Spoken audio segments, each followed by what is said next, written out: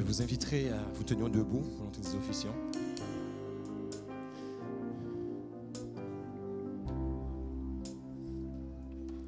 Et ce matin, je voudrais vous laisser le soin de pouvoir commencer le chant, d'accord? C'est un chant que vous connaissez déjà, quand je viens dans ta présence. On y va, quand je viens? Quand je viens dans ta présence, apporte mon offrande. Debout dans ton saint temple, pour que nous soyons face à face. Quand je regarde à toi, je vois ton amour profond et ta grâce. Je me prosterne devant toi. Quand je viens dans ta présence. Quand je viens dans ta présence, apporter mon offrande. Debout dans ton saint temple, pour que nous soyons face à face. Quand je regarde à toi, je vois ton amour profond et ta grâce. Je me prosterne devant toi. Oh, tu es présent dans ce lieu éternel, éternel. Tu es puissant dans ce lieu. Tu es puissant dans ce lieu. Abba Père. Tu es digne d'être loué. De nos louanges. Vers toi s'élève. Vers toi nos vies s'élèvent. Tu es présent. Tu es présent dans ce lieu. Dieu puissant, tu es présent dans ce lieu éternel. Tu es puissant dans ce lieu. Abba Père, tu es digne de nos louanges. Vers toi nos vies s'élèvent. Tu es présent dans ce lieu, Dieu puissant.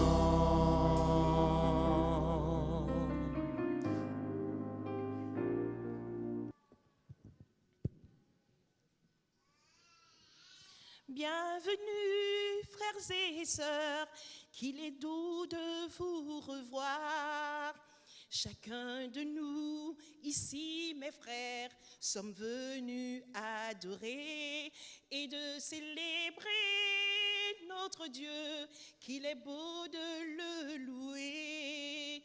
Visiteurs, amis, frères, soyez les bienvenus. Visiteurs, amis, frères, soyons les bienvenus.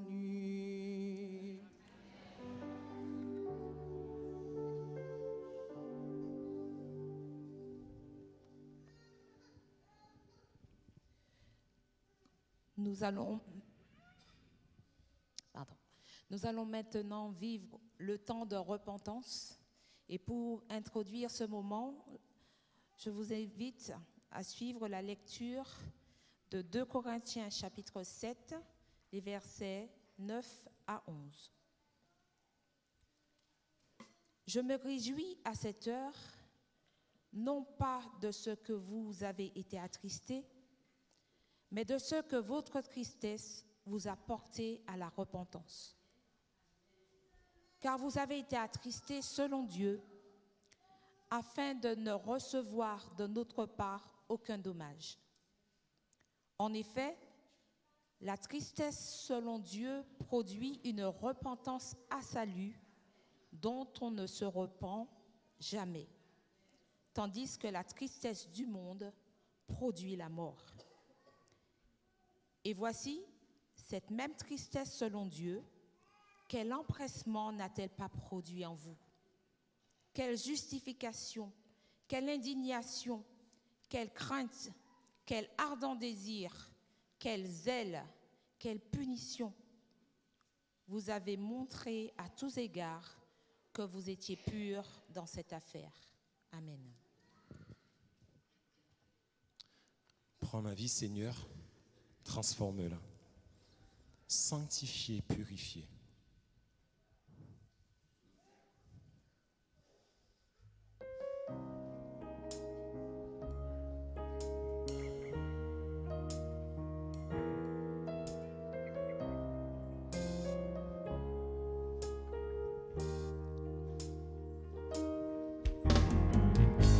Sanctifié, purifié, voici ma prière.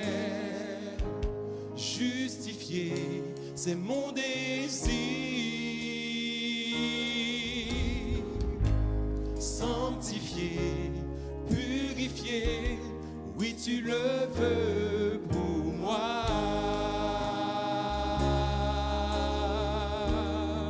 Oh, prends ma vie. Prends ma vie, transforme-la. Prends mon cœur, restaure-le. Ma volonté, conforme-la. À toi, Seigneur.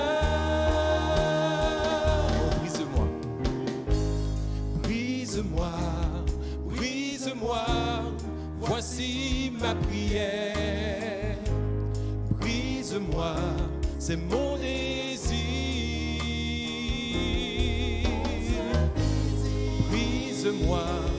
Brise-moi, oui tu le veux pour moi.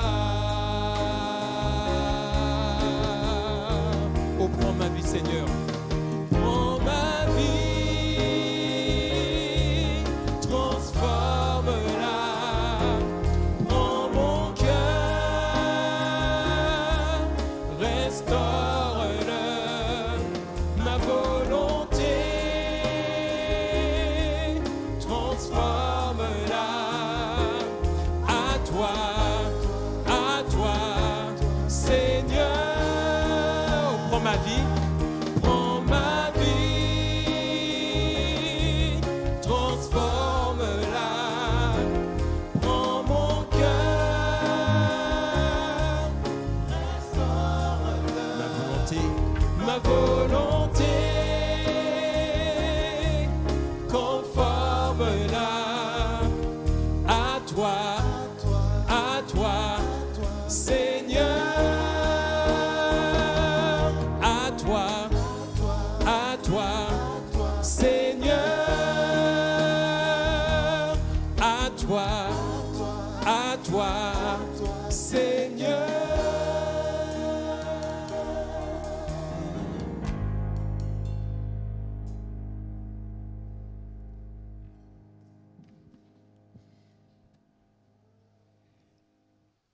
Nous allons offrir à Dieu en cet instant une prière de repentance collective.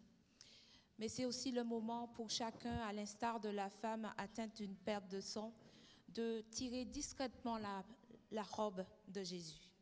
Mettons-nous à genoux.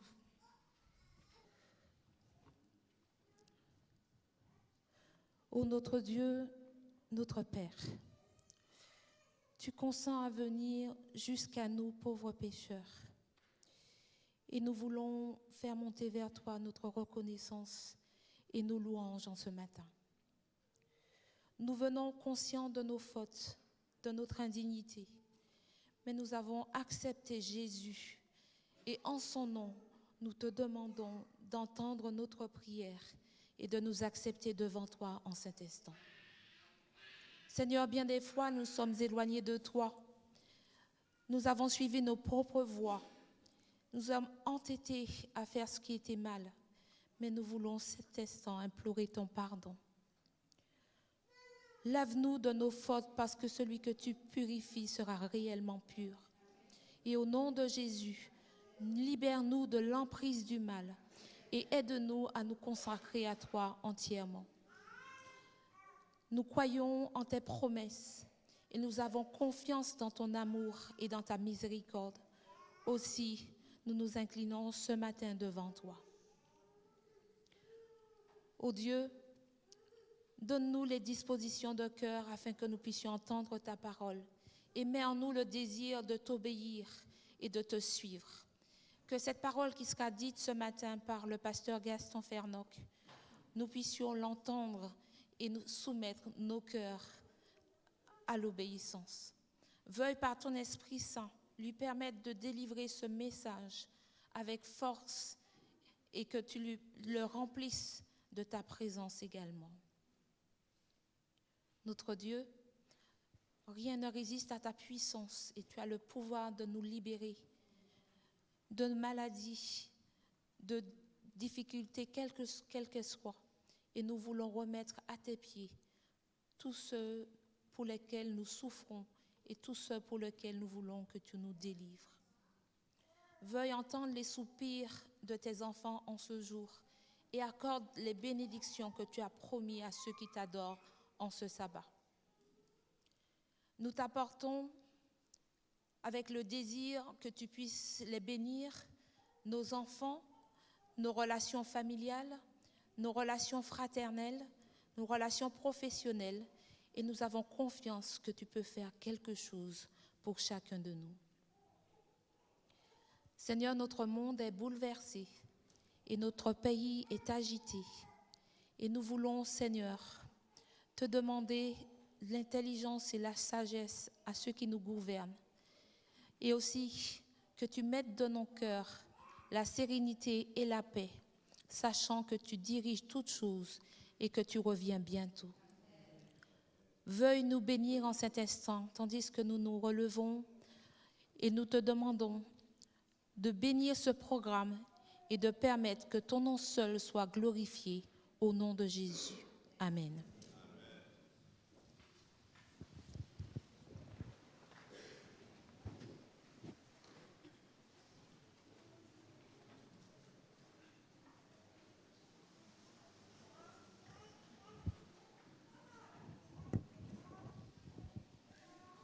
Tant de remerciements.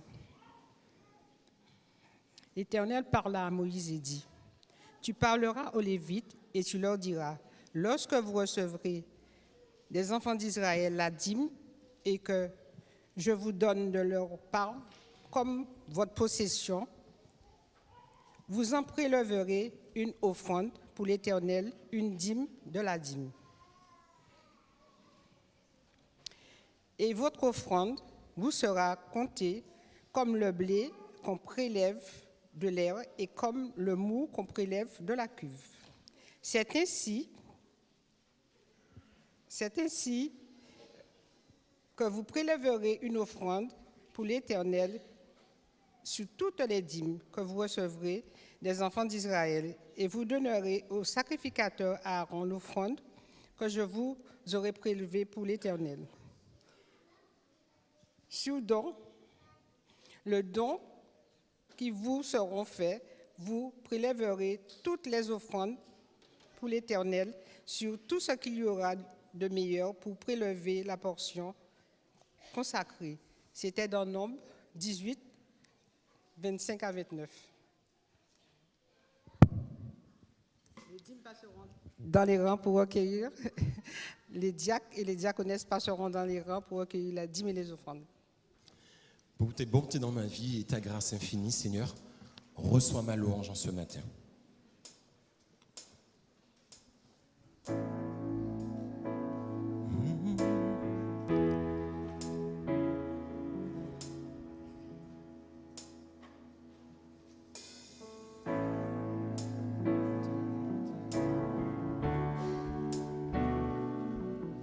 Reçois.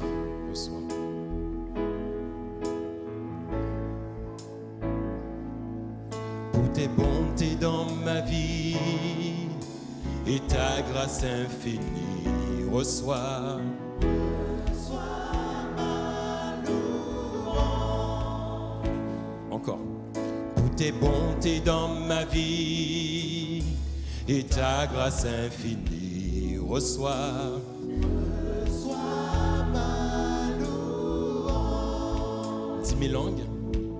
10 000 langues ne peuvent suffire pour te dire merci. Reçois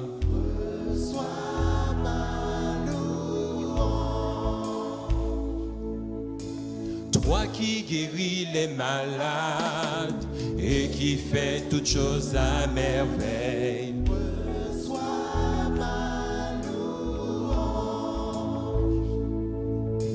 Toi qui connais mon cœur, le Dieu de l'impossible, reçois ma louange. Que pourrais-je t'offrir?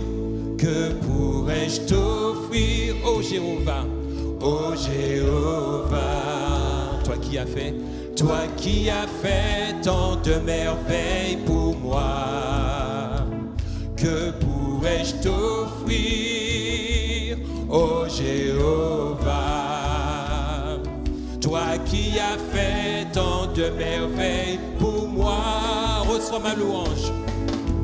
Reçois, ô Seigneur, reçois, Seigneur, reçois ma louange. Reçois, reçois, reçois, ô Seigneur, reçois, Seigneur, reçois ma louange. Reçois, reçois, reçois, ô Seigneur, reçois, Seigneur, reçois ma louange. Que pourrais-je t'offrir? Que pourrais-je t'offrir, ô Jéhovah? Toi qui as fait tant de merveilles pour moi. Que pourrais-je t'offrir, ô Jéhovah? Toi qui as fait tant de merveilles pour moi. Que pourrais-je t'offrir? Que pourrais-je Toi qui as fait, Seigneur. Je vous invite à vous tenir debout. Je t'offrir, ô Jéhovah, toi qui as fait tant de merveilles pour moi. Reçois ma louange, reçois au Seigneur. Reçois, ô Seigneur, reçois, Seigneur, reçois ma louange. Reçois, ô Seigneur, reçois, Seigneur, reçois ma louange. Reçois, reçois, reçois, ô Seigneur, reçois, Seigneur, reçois ma louange.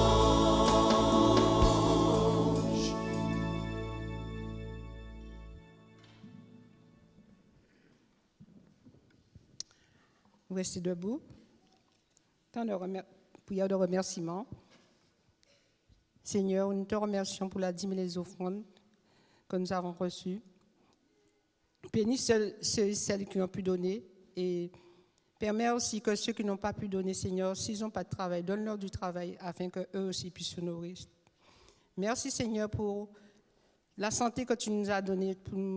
Tu nous as permis de venir te louer ce matin, Seigneur. Nous prions aussi pour cette assemblée, Seigneur, afin que tu puisses augmenter notre foi et que tu puisses nous donner beaucoup d'amour, Seigneur, dans notre cœur.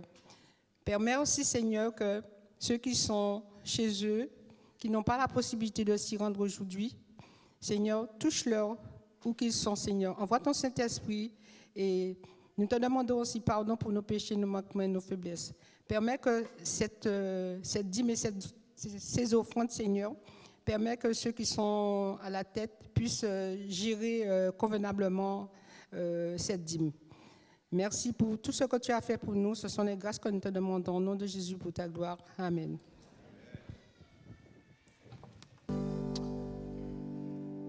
Pour ce temps de louange ce matin, je voudrais t'inviter à venir au trône de la grâce, à lever les yeux vers le lieu saint pour contempler sa face et pour y rester. Oui, pour entendre le son de sa voix. Oui, c'est par sa grâce que je me tiens devant lui, en sa présence. Oui, c'est auprès de Dieu que je veux me tenir. Je voudrais vous inviter à vous tenir debout. Nous allons ensemble chanter ce chant. Et ce que je vous propose ce matin, c'est que vous les sœurs, vous commencez ce chant. D'accord? C'est auprès de Dieu. Et après, nous les frères, nous allons reprendre encore c'est auprès de Dieu ensemble. Donc c'est auprès de Dieu, vous les sœurs, et après les frères. Et ensemble, nous reprendrons Je viens pour le refrain. C'est auprès de Dieu. Uniquement les sœurs.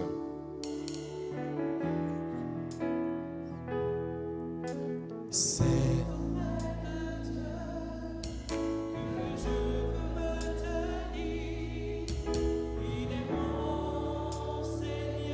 mon roi.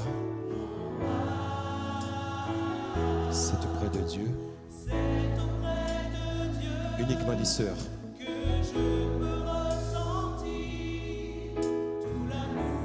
Qu'il a pour moi.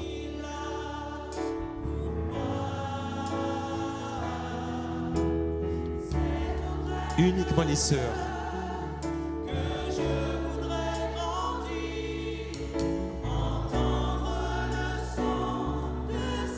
Maintenant, les frères, c'est auprès de Dieu.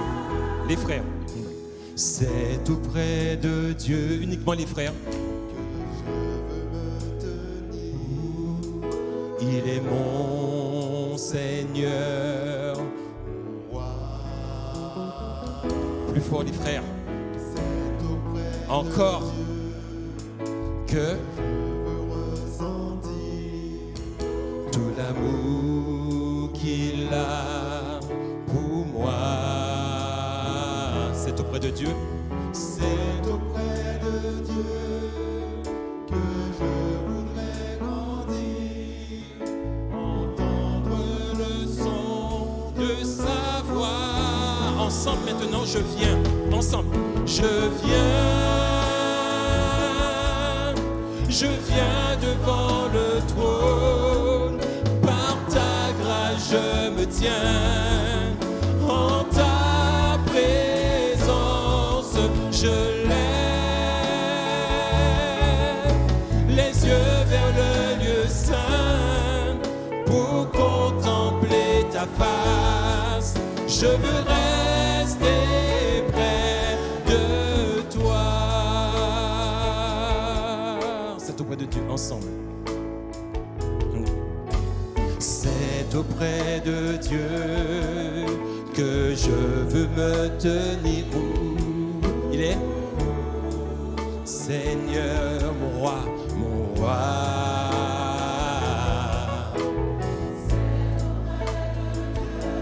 Que je veux ressentir tout l'amour qu'il a pour moi, tout l'amour qu'il a pour moi. Pour moi. Oui, c'est auprès de Dieu. C'est auprès de Dieu que je voudrais grandir, entendre le son de sa voix, entendre le son de sa voix. Oui, Seigneur, je viens devant le trône, je viens devant le trône. Par ta grâce, je me tiens en ta présence, en sa présence, je lève les yeux vers le lieu saint, pour contempler ta face. Je veux rester près. Je viens.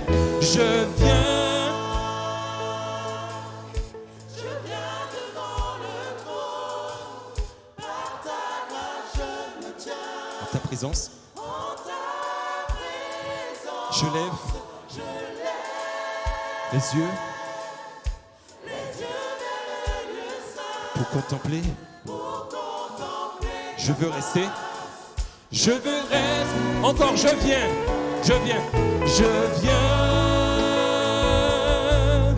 Je viens devant le trône. Pour ta grâce, je me tiens en ta présence. Je lève les yeux vers le lieu saint, pour contempler ta face. Je veux rester près de toi. Je veux rester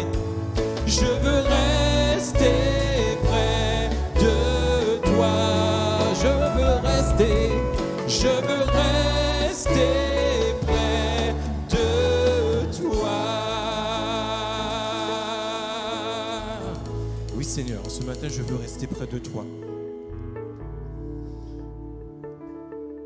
Je sais qu'un jour, mes yeux verront Jésus. Est-ce que vous avez cette assurance? Le chant dit, si je marche jusqu'au bout par la foi, et malgré les difficultés, malgré les épreuves, je sais qu'un jour, mes yeux verront Jésus.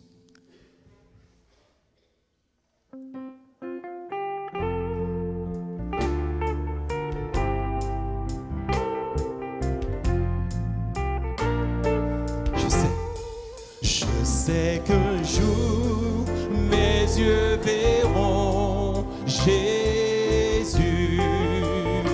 Oh oui, je sais qu'un jour, mes yeux verront Jésus.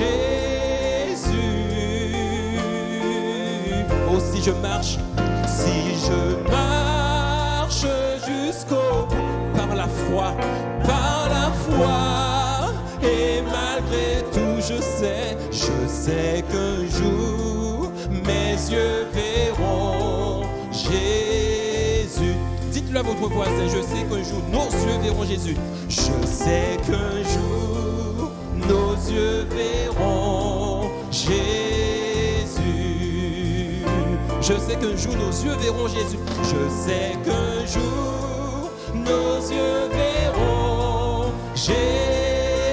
Avec le sourire, oh oui, si nous marchons par la foi, si nous marchons jusqu'au bout par la foi, et malgré tout, je sais, un jour, mes yeux, Jésus. Oh, si je marche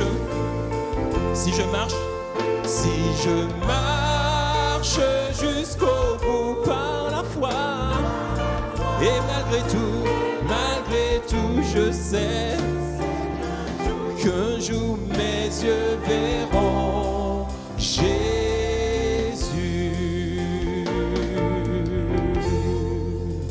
Une autre promesse que Jésus nous a faite. Il a dit qu'il reviendra très bientôt. Il va bientôt venir. Gloire à Jésus.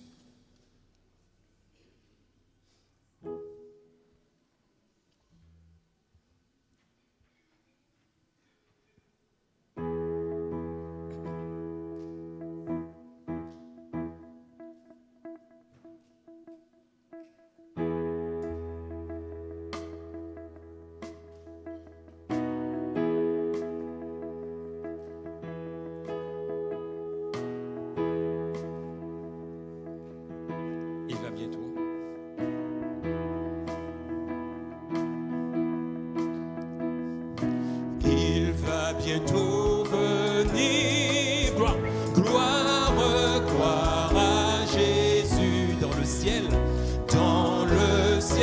il veut réunir ses bien-aimés élus. Levons en haut les yeux, tressaillons de bonheur. Il vient sublime et glorieux, le grand libérateur. Il va bientôt venir, gloire à Jésus. Toutes nos douleurs sont douleurs. Le mal disparaît.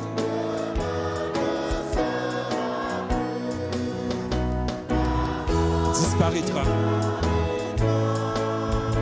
À la voix du Sauveur, quand pour toujours il reviendra, le grand libérateur. Il va bientôt venir, gloire à Jésus. Sur la nuit, il va resplendir, frère, ne craignons plus, levons les yeux, voici notre Sauveur, pour qu'il revienne des cieux.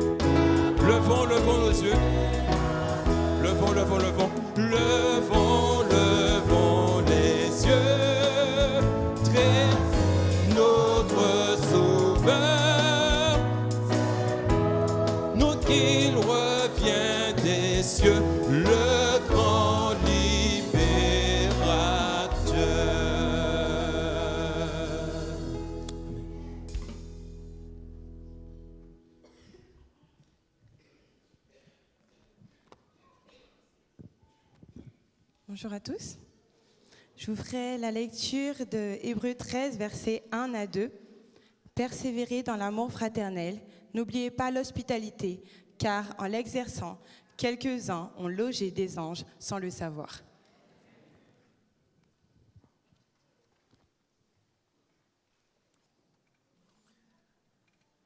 Je vous salue, mes frères et sœurs. Quand je regarde un peu dans le passé, je me dis que Dieu a dû déployer une puissance extraordinaire pour me permettre d'être ici chaque sabbat. Il y a plus de 2 décennies de ça, je ne connaissais pas ça. Ce temps de louange, ce temps d'adoration. C'est merveilleux, n'est-ce pas, mes frères et sœurs? C'est magnifique de se retrouver ici, non? Vous savez, le sabbat, lorsque vous venez ici adorer le sabbat, venez et faites-le avec joie, avec cœur. C'est vrai que dans la semaine, les choses ne sont pas simples.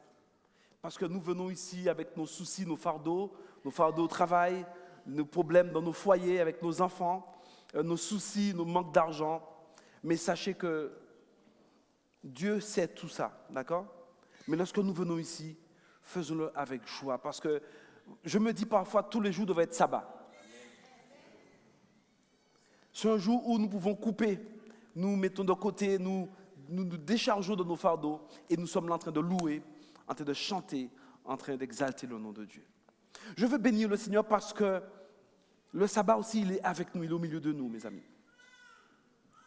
C'est lui qui nous invite dans ce temps, dans ce temps sanctifié. Et forcément, chaque sabbat, Dieu est présent au milieu de son peuple. J'attends ce moment comme vous, ou le jour où nous verrons Jésus, n'est-ce pas? Nous le verrons comme dit Jean, face à face, tel qu'il est. Probablement ce jour-là, nos sabbats seront encore plus merveilleux, n'est-ce pas? Mais en tous les cas, d'ici là, mes amis, réjouissons-nous en Jésus-Christ. Venons ici et adorons. Nous adorons le Dieu souverain. Jésus, celui qui a manifesté un amour si puissant, celui qui a donné sa vie pour vous et pour moi, mes amis. Alors faisons-le avec joie. Et quels que soient les problèmes qui nous tracassent, vous savez, je suis convaincu que quand Jésus a accompli son sacrifice à la croix, il ne l'a pas fait les yeux fermés. Il savait qu'en 2019, cette génération, il savait qu'il y aurait eu des problèmes dans nos familles, dans nos vies, dans nos boulots. Mais il l'a déjà prévu parce qu'il est la réponse à notre solution. Mais il veut que vous et moi, nous puissions adorer avec joie lorsque nous venons ici. Glorifier le nom du Seigneur. Alors, s'il vous plaît, de grâce, mettons de côté dans notre tête, casons ça dans un petit coin bien, dans la poubelle, tous nos soucis, et adorons avec joie ce matin au nom de Jésus. Je voudrais ce matin, avant de commencer, remercier l'Église. Enfin, c'est Sony qui, effectivement, demande, parce qu'elle n'a pas la voix, elle a perdu la voix ce matin. Elle est où, Sony? Je sais que Sony... Ah, voilà.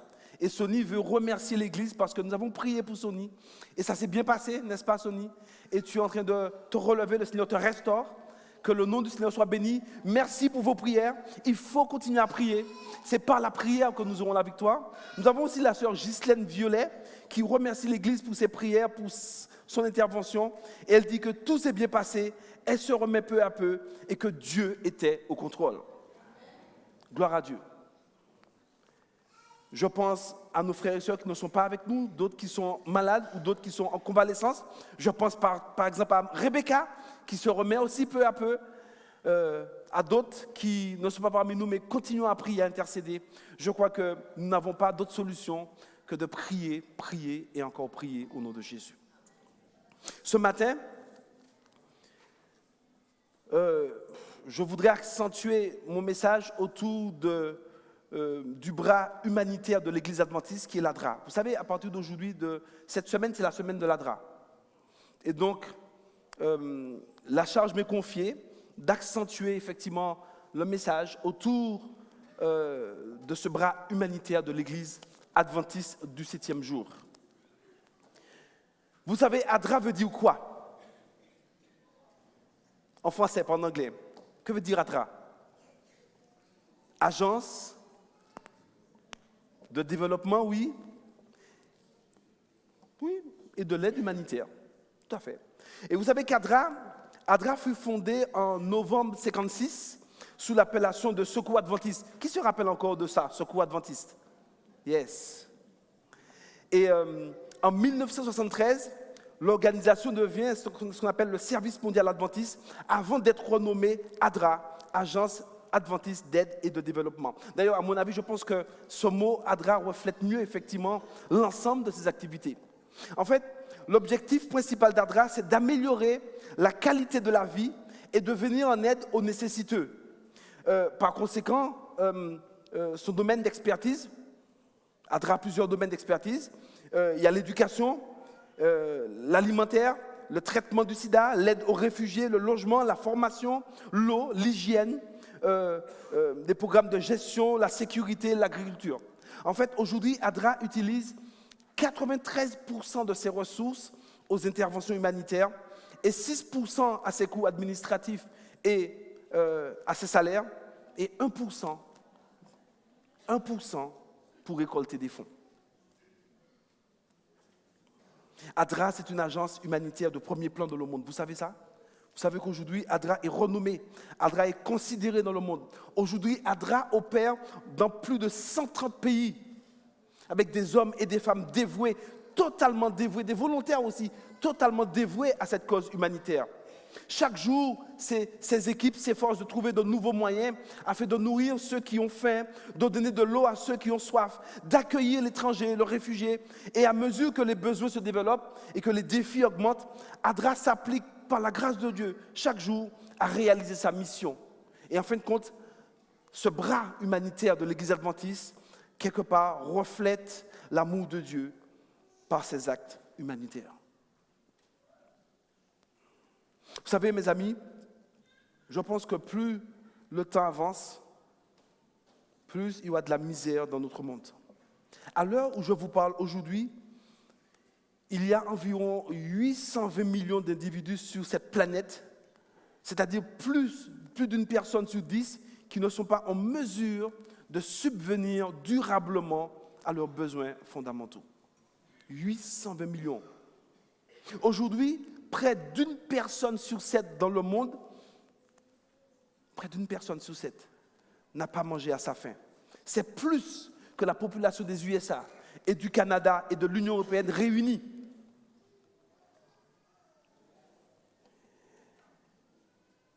Pour notre information, sachons qu'aujourd'hui que la faim tue dans le monde plus de personnes que le sida, que le paludisme et la tuberculose réunis. Dans certaines familles aujourd'hui, les gens mangent parfois un jour sur deux. Un jour sur deux. Tout ça pour dire qu'aujourd'hui, la faim est le risque de santé numéro 1 sur notre planète. Peut-être que lorsqu'on en parle de ça, on a l'impression que c'est loin de nous. Bon, on n'est pas concerné. Mais laissez-moi vous dire une chose. Aujourd'hui, dans notre pays, la 6e puissance économique mondiale, la 3e puissance économique européenne, eh bien, sachez qu'en France, aujourd'hui, près de 8% de la population, c'est-à-dire 5,2 millions d'êtres humains, d'hommes et de femmes, vivent en dessous du seuil de pauvreté. La 6e puissance économique. Et donc, le travail d'ADRA est considérable, mes amis. Et je dois dire en tant qu'adventiste, et nous devrions tous être fiers de savoir qu'au sein de notre Église, qu'il y a des hommes et des femmes qui accomplissent une telle tâche. Des hommes et des femmes qui sont dévoués, mes amis, à cette cause humanitaire. D'ailleurs, lorsque nous lisons l'Ancien Testament, Dieu avait déjà donné des directives aux Hébreux pour secourir les pauvres. En effet, Dieu, dans sa loi transmise aux Juifs, Dieu avait donné aux pauvres le droit d'avoir une certaine portion des produits du sol.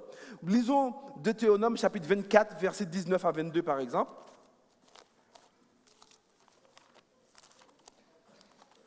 Deutéronome 24.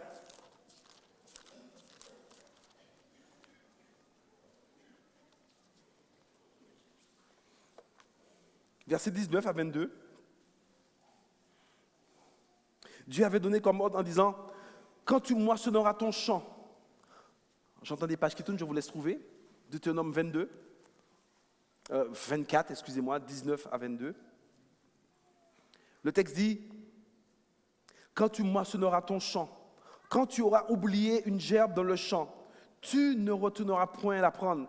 Elle sera pour l'étranger, pour l'orphelin, pour la veuve, afin que l'Éternel, ton Dieu, te bénisse dans tout le travail de tes mains. Quand tu secoueras tes oliviers, tu ne cueilleras point ensuite les fruits restés aux branches. Ils seront pour l'étranger, pour l'orphelin, pour la veuve. Quand tu vendangeras ta vigne, tu ne cueilleras point ensuite les grappes qui seront restées. Elles seront pour l'étranger, pour l'orphelin et pour la veuve. Tu te souviendras que tu as été esclave dans le pays d'Égypte. C'est pourquoi je te donne ces commandements à mettre en pratique. C'est un commandement de Dieu de pourvoir aux besoins de ceux et celles qui ont besoin de nous, mes amis. C'est un commandement de Dieu. Dieu veille à ce que son peuple puisse pourvoir aux besoins des pauvres, que Dieu puisse pourvoir aux besoins de l'étranger, de l'orphelin. D'ailleurs, dans le Nouveau Testament, Jacques va l'exprimer d'une autre manière. Vous connaissez ce texte dans Jacques 1, verset 27, qui parle de la véritable religion. Prenons Jacques 1, chapitre 27. Jacques chapitre 1, verset 27, du moins.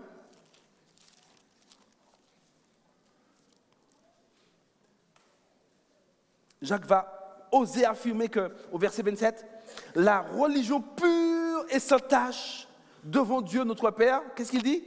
Consiste à visiter les orphelins, les veuves dans leurs afflictions. Et vous savez, mes amis, nous n'avons pas que de veuves et que d'orphelins autour de nous. Mais Jacques, en disant ça, Jacques est en train de symboliser tous ceux et celles qui ont pleinement besoin de nous. Oui, je veux vous dire ce matin que notre devoir dans ce monde, c'est de vivre pour faire du bien aux autres. C'est de vivre. N'ayons pas peur de donner un verre d'eau à celui qui a soif, à manger à celui qui a faim, à prendre soin des malades et des opprimés.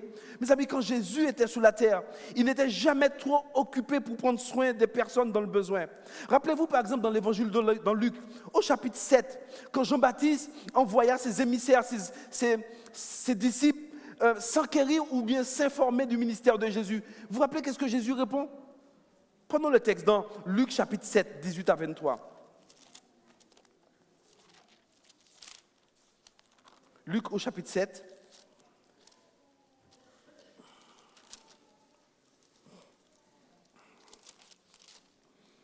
Alors Jean fut informé, Luc 7, 18, Jean fut informé de toutes ces choses par ses disciples.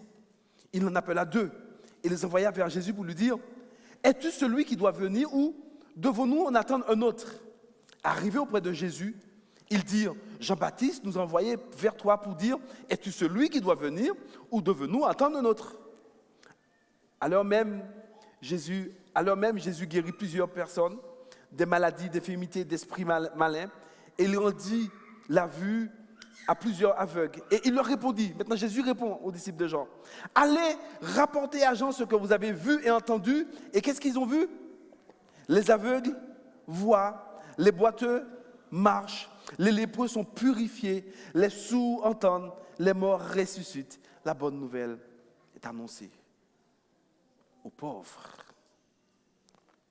Vous avez vu que les disciples de Jean ne sont pas là simplement pour aller répéter à Jean ce que Jésus a dit, mais ils vont dire ce qu'ils ont vu. Ce qu'ils ont vu. Dans l'évangile de Marc, toujours, Marc aussi pareil, les évangélistes mettent vraiment l'accent sur l'aspect de bienfaisance de Jésus. Dans l'évangile de Marc, au chapitre 1, verset 40, l'évangéliste nous relate l'un des premiers miracles de Jésus qui fut la guérison d'un lépreux. Et lorsque vous lisez le texte, prenons le texte, Marc chapitre 1, Marc au chapitre 1, verset 4. Marc 1,40, j'ai dit 4, excusez-moi, Marc 1,40 s'il vous plaît, merci, c'est bien, vous suivez. Le texte nous dit, un lépreux vient à lui et se jetant à genoux, il lui dit, de ton suppliant, si tu le veux, tu peux me rendre pur. Et Jésus, ému de compassion, étendit la main, le toucha et dit, je le veux, sois pur. Est-ce que vous avez remarqué ce que Jésus a fait? Vous savez, ce que Jésus fait ici, les synoptiques, quand je parle des synoptiques, Matthieu, Marc, Luc, eh bien, les 3 évangélistes relatent ce fait avec les mêmes mots. Parce qu'il y a quelque chose d'extraordinaire de ce que Jésus fait ici. Jésus va faire quelque chose que c'est tellement fort que les 3 évangélistes ils sont obligés d'en parler. Le texte dit, Jésus va faire quoi? Il va toucher le lépreux. Vous savez qu'à l'époque, mes amis, il était interdit d'avoir ni un contact, ni de toucher un lépreux. Et donc, ce que Jésus va faire ici, il va enfreindre toutes les règles de pureté rituelle. Jésus n'avait pas peur de toucher les gens. Il va le toucher. Il va dire, oui, je le veux, sois pur. Jésus va faire la même chose avec la fille de Jairus. Vous vous rappelez, toujours dans l'évangile de Luc, l'évangéliste affirme que Jésus va prendre la main de la fille de Jairus qui était décédée et Jésus va relever cette personne. Oui. Manifestement, Jésus éprouvait une grande compassion pour les personnes dans le besoin. C'est moi vous lire une déclaration d'Ellen White que nous trouvons, à mon avis, dans l'un des plus beaux livres que je connais, dans le livre de Jésus-Christ. À la page 70, est-ce qu'on peut me mettre? Il est dit que Jésus s'efforçait de soulager toutes les souffrances dont il était témoin. Il disposait de peu d'argent, mais il lui arrivait souvent de se priver de nourriture pour faire quoi? Pour secourir ceux qui lui semblaient plus nécessiteux que lui. Ses frères voyaient que son influence neutralisait la leur. Il possédait, Jésus, un tact qu'aucun d'entre eux n'avait et qu'il ne se souciait pas d'ailleurs d'obtenir. Quand il leur arrivait d'adresser des paroles dures à des pauvres êtres dégradés, Jésus allait à la recherche de ceux-ci pour leur apporter des paroles d'encouragement. Aux nécessiteux, il offrait un verre d'eau froide. Et gentiment, il plaçait dans leurs mains son propre repas. Et en même temps qu'il soulageait leur souffrance, les vérités qu'il enseignait associées à des actes de miséricorde se trouvaient gravées d'une manière indélébile dans leur mémoire. Ça, c'était Jésus, mes amis. C'est ce qu'il faisait.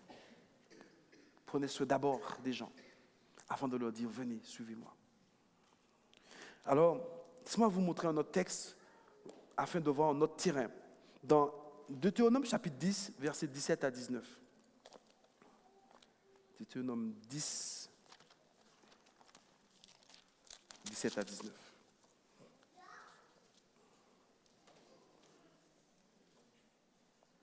Regardez ce que Dieu dit ici à son peuple.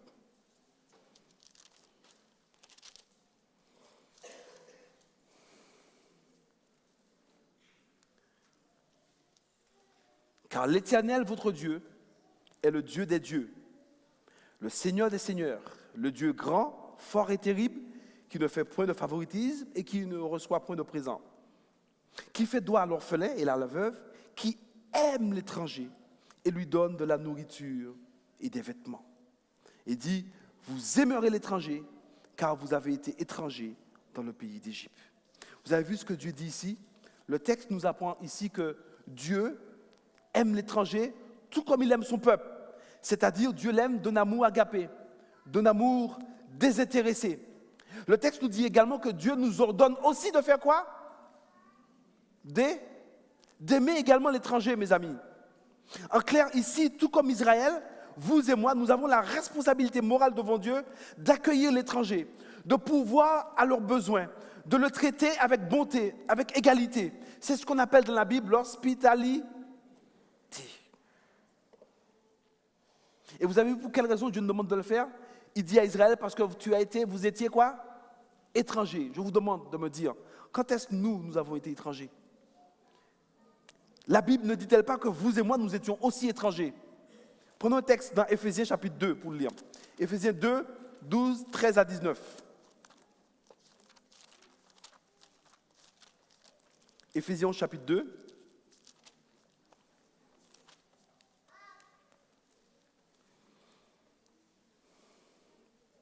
Je vais lire le verset 12, 13 et le verset 19. Le verset 12 dit, « Souvenez-vous que vous étiez en ces temps-là sans Christ, privés du droit de la cité en Israël, étrangers aux alliances de la promesse, sans espérance et sans Dieu dans le monde. Mais maintenant, en Jésus-Christ, vous qui étiez jadis éloignés, vous avez été rapprochés par le sang de qui? De Christ. » Et le verset 19 insiste en disant, « Ainsi donc, vous n'êtes plus des étrangers, ce qu'on était avant, vous n'êtes plus des gens du dehors, n'est-ce pas? Nous sommes des concitoyens des saints, des gens maintenant de la maison de Dieu. » Ça veut dire que nous aussi, mes amis, nous étions des étrangers et Dieu nous a accueillis en Jésus-Christ. Il nous a traités avec bonté, avec justice. Dieu nous a fait bon accueil, n'est-ce pas, mes frères et sœurs? Nous ne sommes pas nés d'entre les Juifs, nous sommes nés d'entre les païens. On a connu l'Évangile après. C'est pas vrai ça? Et Dieu nous a fait bon accueil. Eh bien Dieu insiste, il nous invite à faire de même qu'il a fait envers nous. Nous devrions aussi accueillir l'étranger. Et ici le texte dans Deutéronome nous invite non seulement à accueillir simplement l'étranger, mais de le faire à la manière de Dieu, comme Dieu l'a fait. En fait, Dieu nous invite, vous et moi, à être de véritables imitateurs, d'être des hommes et des femmes qui reflètent l'opinion de Dieu, la manière d'agir de Dieu. Vous savez ce que je viens de dire là? C'est le message des 3 anges. Vous savez que ça se trouve, avoir l'opinion de Dieu, ça se trouve dans le message des 3 anges, vous savez ça? Vous vous rappelez quand je vous parlais de le texte qui dit « Craignez Dieu et donnez-lui gloire ». Et je ne sais pas si vous vous rappelez, je vous dis que le mot grec « doxa », la gloire, en effet, c'est un mot, je dirais, polysémantique, c'est-à-dire qu'il y a plusieurs sens, plusieurs significations. Ce mot, effectivement, on peut l'interpréter comme magnificence, comme éclat, mais ce mot aussi signifie avoir l'opinion de. Dieu vous invite, quand la Bible dit donnez gloire à Dieu, Dieu veut que vous et moi, nous ayons l'opinion de Dieu. Nous marchons comme Dieu, nous pensons, nous sommes des imitateurs de Dieu. C'est le message des 3 anges. Et c'est en étant des imitateurs, en ayant l'opinion de Dieu, alors les hommes et les femmes qui nous entourent, ils pourront glorifier le nom de Jésus-Christ. Dans l'Épître aux Hébreux, chapitre 13, que nous avons lu avec Océane, verset 1, il est dit, Hébreux, chapitre 13, 1 à 2.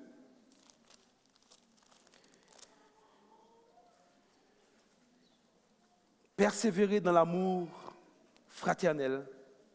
N'oubliez pas l'hospitalité, car en l'exerçant, quelques-uns ont logé des anges sans le savoir. En exerçant l'hospitalité, quelques-uns ont logé des anges sans le savoir. N'est-ce pas magnifique ça, mes amis? C'est-à-dire que toutes les fois où nous avons refusé l'hospitalité, nous avons peut-être rejeté des anges. C'est dur de savoir ça. Mais lorsque nous nous appliquons à être des hommes et des femmes qui accueillent les gens, alors nous prenons aussi, je dirais, le risque de recevoir des anges chez nous, mes amis. C'est pas magnifique de savoir ça, mes amis, que des anges se sont assis chez nous? Et là, on a dit dans leur ministère entre le ciel et la terre, parfois les anges s'arrêtent dans les maisons des saints, et puis ils s'arrêtent là parce qu'ils ont besoin d'un peu de temps pour se reposer, et après ils repartent. C'est pas magnifique de savoir ça, mes amis, que des anges peuvent s'asseoir chez nous, discuter avec nous?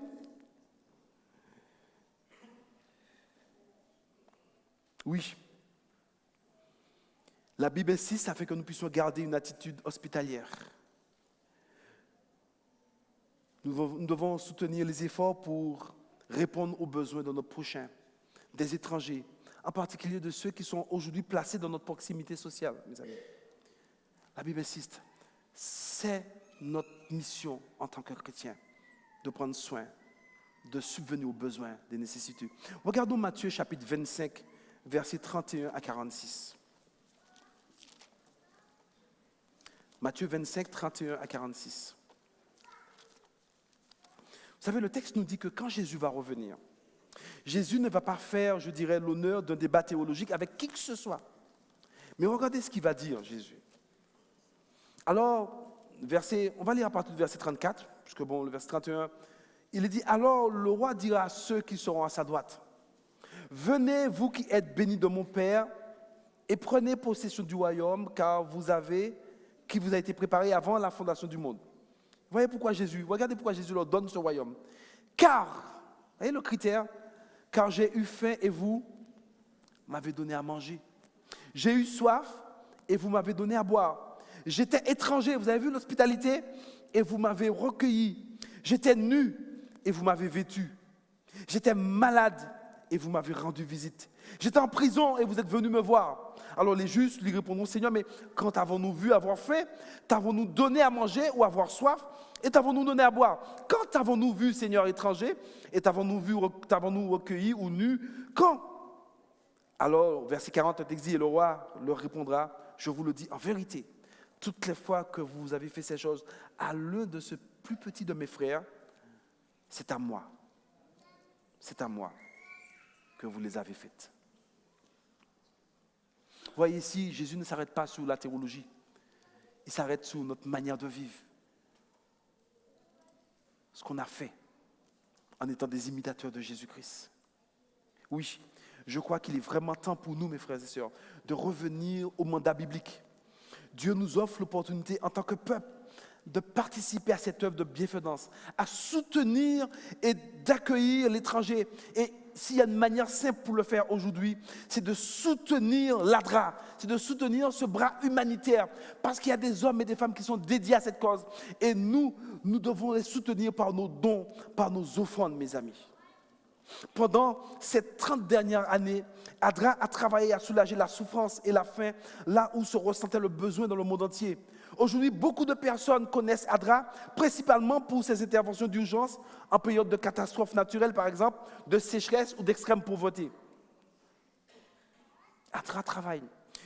Pendant ces 5 dernières années, alors que la crise des réfugiés s'était intensifiée, ADRA a dû étendre ses activités sur de nombreux camps en Ukraine, en Liban, en Syrie, en Irak, en Somalie, au Rwanda, en Ouganda. L'agence a dû intervenir aussi également en France, dans l'Hexagone, afin de pourvoir aux besoins des réfugiés syriens qui arrivaient ici. Oui, nous devons nous rappeler de ces paroles de Jésus. J'étais étranger et vous m'avez recueilli. C'est notre mission, mes amis, c'est notre tâche. C'est notre tâche de pouvoir soutenir ce bras droit, ce bras humanitaire de l'Église adventiste. Et en soutenant ADRA par nos dons, ADRA France ou ADRA local, par nos dons, nos offrandes, mes amis, alors nous leur donnons le moyen d'agir de manière efficace. Laissez-moi vous lire quelques déclarations d'Ellen White à ce sujet. Est-ce qu'on peut me mettre le PowerPoint, s'il vous plaît? On trouve ce livre, on trouve ça dans Testimonies for the Church, volume 2, page 25. Elle dit, le Christ nous demande de porter des fruits, c'est-à-dire d'accomplir quoi? De bonnes actions, des paroles aimables et des actes de bienfaisance au profit des pauvres, des nécessités et des affligés. Lorsque nos cœurs sympathisent avec des personnes accablées par le découragement et le chagrin, lorsque nos mains soulagent les nécessités, habillent ceux qui sont nus, lorsque nous accueillons l'étranger, les anges s'approchent tout près de nous et le ciel accorde son approbation. Toute manifestation de justice, de miséricorde et de bienfaisance résonne au ciel en accent harmonieux. C'est pas magnifique tout ça, mes amis? Elle dit, du haut de son trône, le Père voit ceux qui les accomplissent et il les compte parmi ses joyeux. Et il dit, ils seront à moi, dit l'Éternel des armées. Ils seront pour moi un trésor au jour que je prépare. Chaque acte de bonté en faveur de ceux qui sont dans le besoin et qui souffrent est considéré comme ayant été accompli pour qui? Pour Jésus. Lorsque vous portez secours aux pauvres, que vous sympathisez avec les affligés et les opprimés, que vous montrez de l'amitié à l'orphelin, vous entrez en communion plus étroite avec Jésus. Une autre déclaration pour finir?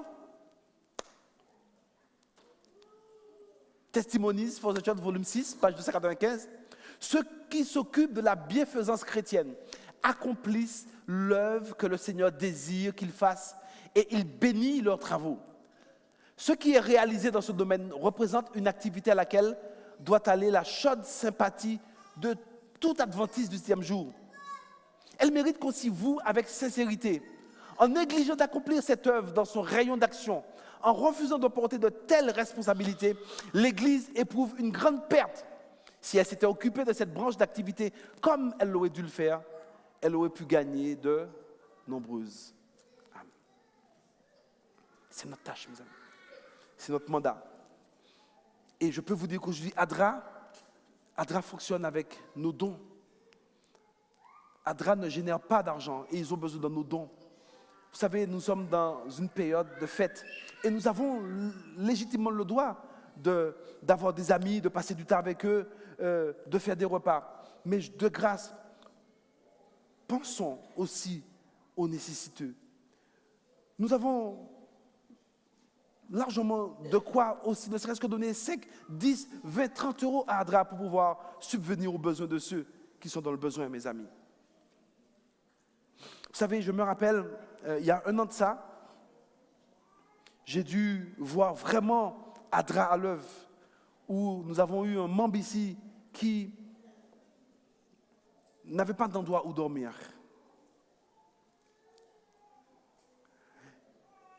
Et je me rappelle, j'ai pu contacter l'ADRA, la responsable d'ADRA, Maggie. Et le soir, vers 21h30, 22h, elle est venue. J'étais là avec ma voiture, elle est venue avec moi. Et puis, elle est partie. Nous sommes partis à l'hôtel pour payer l'hôtel pour ce jeune homme. Et elle a dû faire ça sur plusieurs jours. Je me suis dit, mais c'est extraordinaire. Et quand je suis rentré chez moi dans mon lit, il faisait froid, c'était en hiver. Je me suis dit, Seigneur, je peux dormir bien parce que je sais que cette personne ne dort pas dehors. Et quand j'ai vu ce dévouement de la part de cette équipe d'ADRA, du responsable d'ADRA, je me suis dit, mais c'est extraordinaire, mes amis. Peut-être qu'on ne se rend pas compte, on n'a peut-être pas encore l'occasion d'être dans cette dynamique, ou peut-être qu'on est toujours dans l'opulence. Mais je peux vous dire que quand j'ai vu payer l'hôtel, je me suis dit, mais elle ne pourrait pas faire ça tout le mois. Elle a fait sous plusieurs jours. Et cette personne était ravie. Cette personne a pu prendre une douche. Cette personne a pu prendre un petit déjeuner à l'hôtel. Cette personne a pu dormir au chaud. Et moi aussi, je pouvais dormir tranquillement. Je suis entré sous ma couette. Je me dis, ah Seigneur, je peux au moins là, cette fois-ci dormir tranquillement, sachant que ce frère de l'église ne dort pas dehors. Et pendant des semaines, et ils ont fait d'autres choses encore. S'il fallait qu'ils donnent des expériences, c'est juste phénoménal ce qui se passe. Mais sachez qu'ADRA, le plus gros sponsor d'ADRA, c'est vous et moi. Nous devons les soutenir par nos dons. Nous avons l'antenne locale ici. Nous avons l'ADRA France. Et à chaque fois que vous donnez 1 centime, eh bien, vous participez à cette œuvre de bienfaisance. Nous participons. Et Jésus sera ravi de nous dire, venez, prenez possession du royaume, vous qui êtes bénis de mon Père, car j'avais faim, vous m'avez donné à manger. J'avais soif, vous m'avez donné un verre d'eau. Je vous invite, mes amis, à faire vos dons à ADRA. Nous sommes effectivement dans un mois où nous risquons de beaucoup dépenser. Mais qu'empêche, c'est Dieu qui nous donne la force et l'opportunité d'avoir un salaire. N'est-ce pas vrai, mes amis?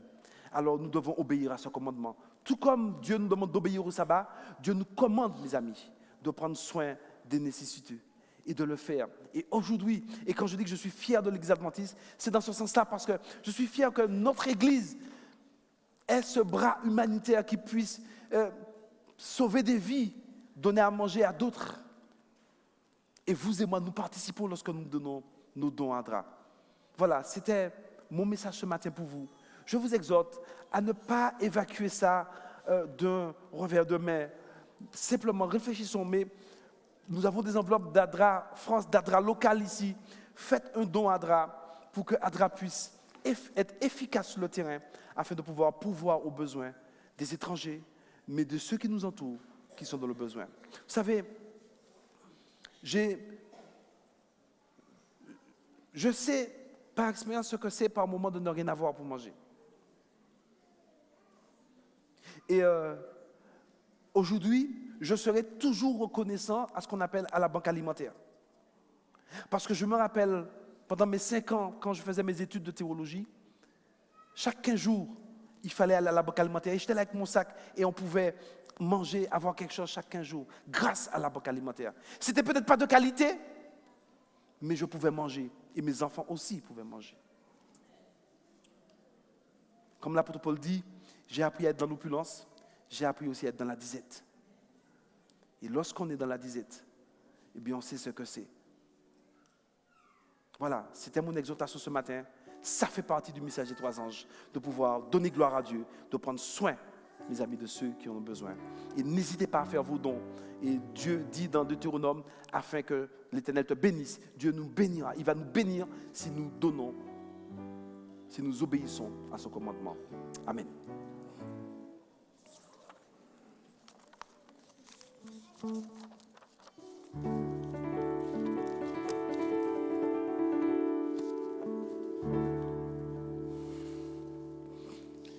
Je vous inviterai à vous tenir debout et nous chanterons les paroles du 292. Jésus mon espérance, Jésus mon seul trésor.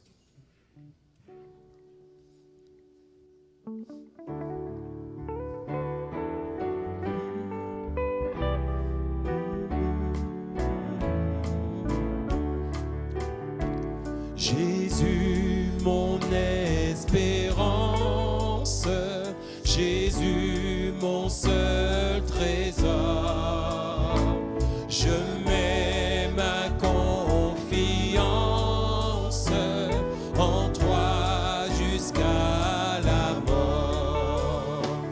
De toi me vient la vie, de toi descend la paix. En toi joie infinie, je vis et pour jamais. S'il faut divin modèle, ployé sous une croix, rends-moi toujours fidèle, aimant toujours tes lois.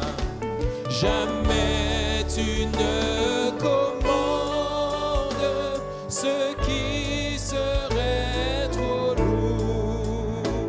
Toujours quand tu demandes, ta main donne en retour. Je veux dans ta lumière marcher le cœur joyeux, montant de la poussière.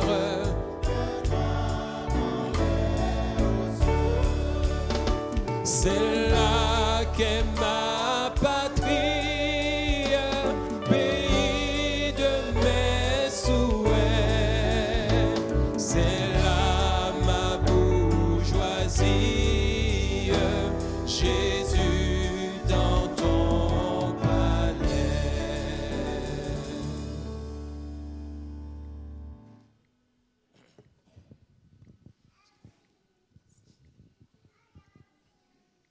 Nous nous inclinons pour la prière. Ô Seigneur, veuille bénir la parole que nous venons d'ouïr. Il ne permet pas qu'elle s'envole de notre souvenir. Père éternel, Dieu trois fois saint, Dieu d'amour, Dieu de paix et de miséricorde, tu viens de nous parler par l'organe de ton serviteur. Alors que nous avons entendu, nous voulons, Seigneur, que tu nous apprennes à ouvrir nos cœurs, à être sensibles à ceux qui sont à côté de nous. Merci, Seigneur, pour ce que tu fais pour nous.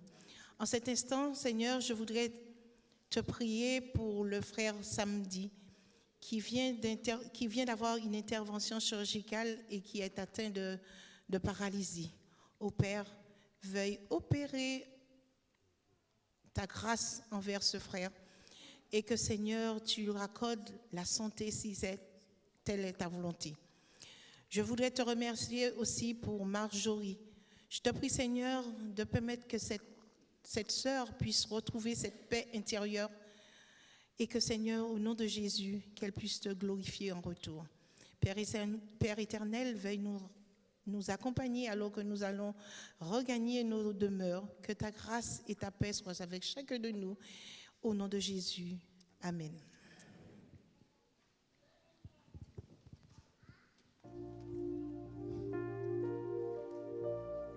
Saint-Esprit, que ta clarté vienne briller sous nos cœurs. Saint-Esprit,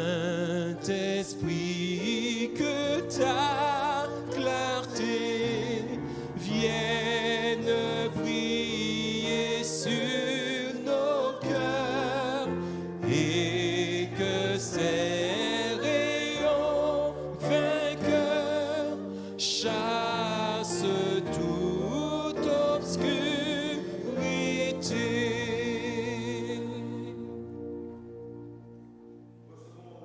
Du Seigneur, que l'Éternel te bénisse, Église d'Évry, et qu'il t'accorde sa grâce. Que l'Éternel tourne sa face vers toi et qu'il t'accorde sa paix. Et que l'église d'Évry puisse être une église qui brille au nom de Jésus, qui est une église qui imite le Christ, afin que ceux qui nous entourent puissent reconnaître la sagesse infiniment variée de Dieu à la personne de cette communauté d'Évry. Que Dieu vous bénisse, allons en paix. Amen. Oui, le nom de Jésus, plus haut que tous les noms. Ce chant que nous allons, avec le cœur de louange, vous interpréter, tandis que les officiants font donner ça. Le nom de Jésus.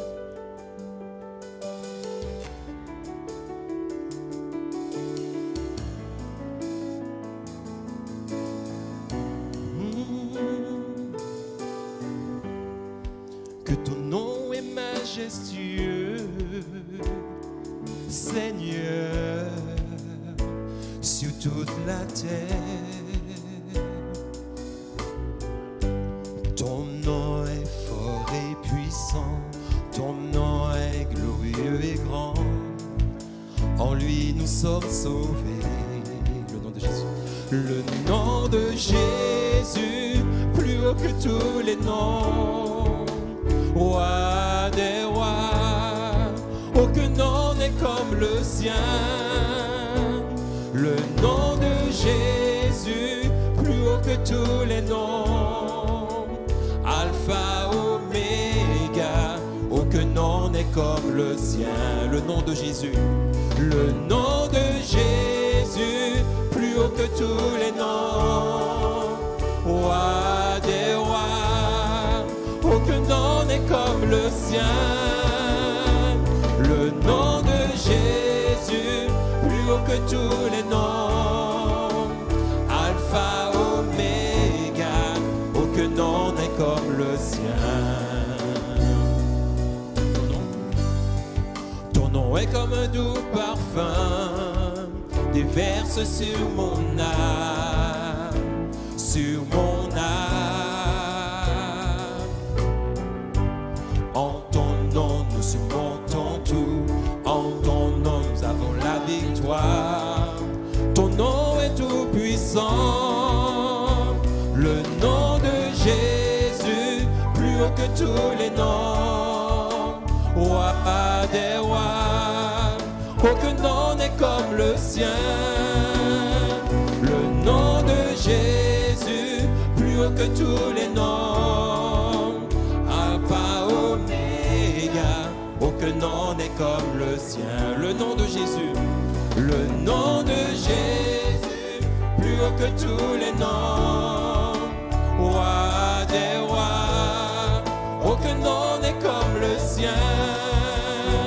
Le nom de Jésus, plus haut que tous les noms.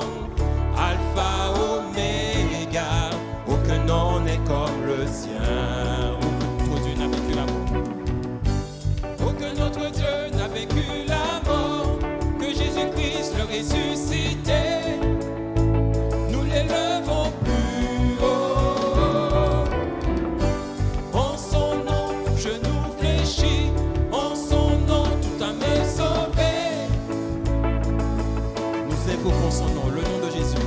Le nom de Jésus, plus haut que tous les noms. Roi des rois, aucun nom n'est comme le sien. Le nom de Jésus, plus haut que tous les noms. Alpha, Oméga, aucun nom n'est comme le sien. Le nom de Jésus, le nom de Jésus, plus haut que tous les noms. Roi des rois, aucun nom n'est comme le sien. Le nom de Jésus, plus haut que tous les noms.